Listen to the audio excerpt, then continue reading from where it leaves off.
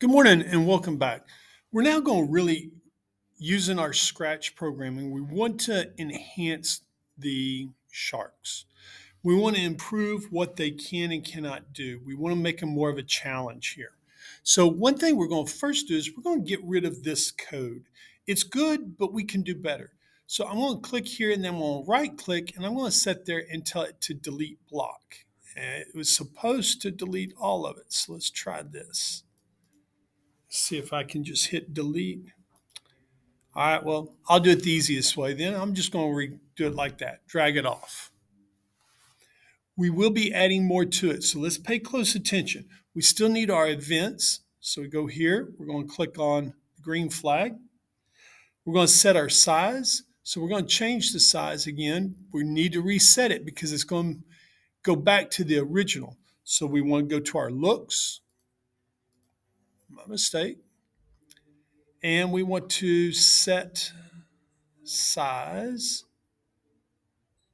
set color. There we are. Set size, and we want to make it 35%.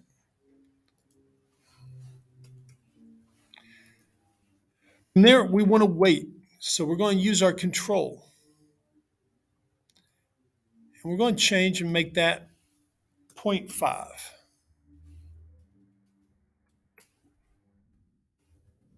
From there, we still need another control. We want to use our forever statement. We use that a lot. We want to point towards cat. So again, this is going to be a movement. This is what's starting the chase. So we're going to go to motion. We're going to find point towards, and we're going to change that to flying cat, or cat flying, excuse me. Move. We're going to move 5 steps. So we're going to move this, use that block. I'm going to change that to 5. Now, this is where we use our conditional statement, if then.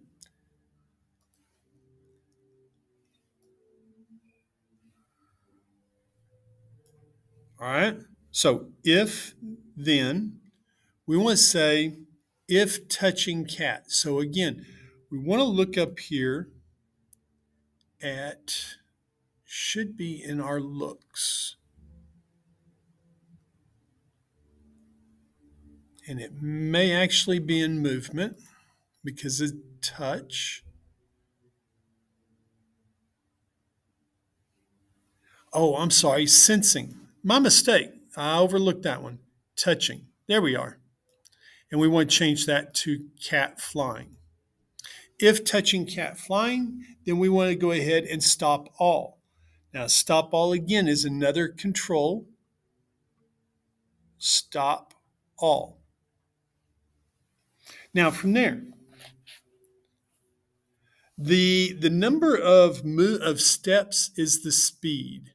So we want to sit there and we're going to need to fix that.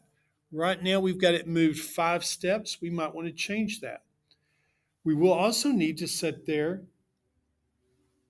So we're going to change this block to score.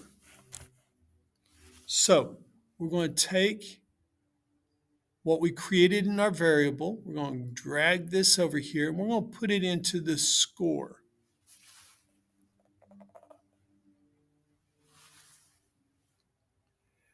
We can make it easier if we need to.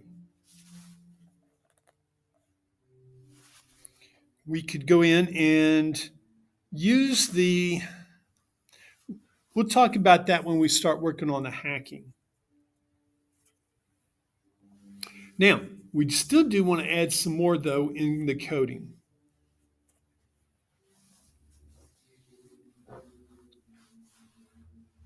What we're wanting to do now is we're going to add another controller.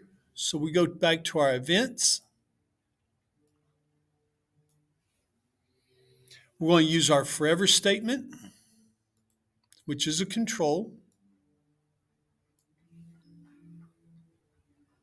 We're going to use our glide. So this is our motion. All right. We're going to have 3 of these.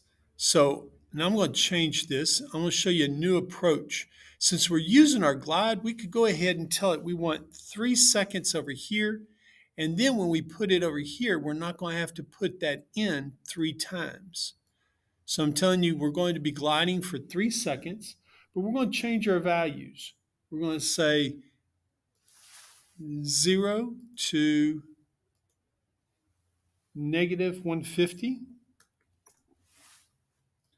I'm going to change this one, 200 to 100. And we're going to change this one, negative 200 to 100.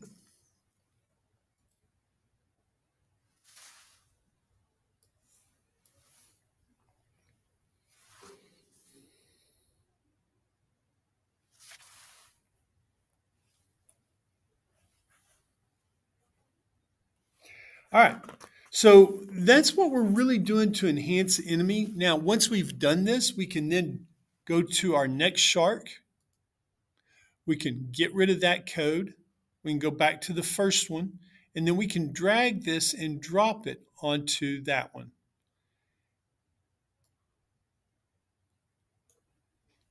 Now, when we go back to that third shark, we should be able to find the code. It may be stacked on top of each other, so you may need to move it off. You can go back and look at your jellyfish and your cat flying to make sure that code didn't move over there.